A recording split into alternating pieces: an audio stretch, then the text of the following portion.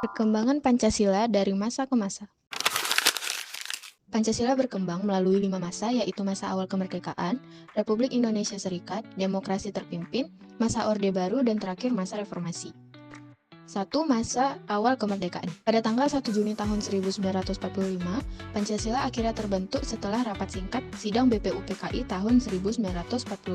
Sidang BPUPKI ini dikatakan rapat singkat karena hanya memiliki 2 sesi, yaitu berlangsung hanya dalam 2 bulan saja. Sidang BPUPKI ini berlangsung hanya 2 bulan karena adanya tekanan atas bom Hiroshima pada masa itu, sehingga Indonesia menyegerakan kemerdekaannya. Sidang BPUPKI ini memiliki beberapa tantangan besar seperti berselisih pendapat para tokoh yang mengikuti rapat BPUPKI. Namun, beberapa tantangan besar itu akhirnya membentuk ideologi Pancasila sehingga nilai-nilainya kuat untuk menjaga kesatuan dan persatuan Indonesia. Jadi, pada masa awal kemerdekaan ini, Pancasila sebenarnya sudah berperan, yaitu sila ketiga Pancasila, yaitu persatuan Indonesia. Walaupun para tokoh sidang BPUPKI ini berselisih pendapat, namun mereka bersatu menjadi satu kesatuan sehingga membentuk ideologi Pancasila yang ada sampai sekarang sebagai fondasi utama negara Indonesia.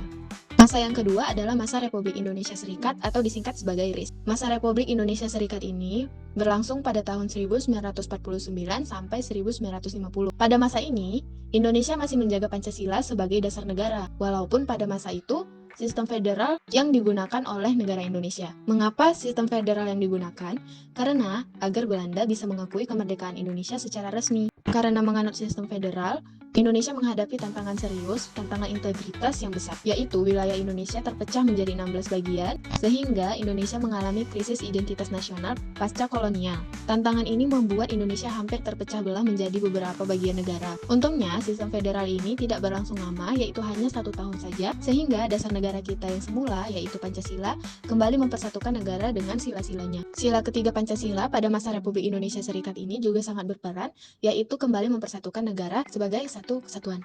Selanjutnya, pada masa ketiga yaitu masa demokrasi terpimpin. Masa demokrasi terpimpin ini berlangsung pada tahun 1959 sampai 1965. Pada masa ini, Presiden Soekarno menyatukan ideologi Pancasila dengan ideologinya yaitu menjadi Nasakom. Nasakom yang berarti nasionalis, agama, dan komunis. Tantangan yang dihadapi pada masa ini adalah Presiden Soekarno sendiri menyalahgunakan kekuasaannya untuk menggunakan Pancasila sebagai alat politik. Maksudnya, Presiden Soekarno memanipulasi sila pertama dengan menggabungkan acak agama dan politik untuk menciptakan agama baru yaitu PKI atau komunis ateis. Sila kedua dan ketiga juga digabungkan oleh Presiden Soekarno dengan sosialisme dan gotong royong untuk membubarkan Masyumi. Yang keempat, pada masa Orde Baru. Melalui TAP MPRS nomor 25 tahun 1966, Pancasila diformalkan menjadi dasar tunggal negara Indonesia, yang berarti seluruh aktivitas, organisasi politik, dan lembaga negara wajib berasaskan Pancasila sebagai fondasi utama dalam kegiatannya. Hal ini dilakukan untuk mencegah munculnya ideologi baru seperti komunisme yang lalu, sehingga penerapan nilai-nilai Pancasila ini dijaga ketat oleh pemerintah agar negara dan masyarakat berjalan lurus sesuai dengan nilai-nilai Pancasila. Namun, di sisi lain, kebijakan ini membatasi masyarakat untuk bebas berpolitik dan berpendapat, tidak sesuai dengan sila-sila Pancasila yang sebenarnya. Sehingga, jika ada yang memiliki sudut pandang yang berbeda atau tidak sesuai dengan Pancasila, akan dianggap melawan.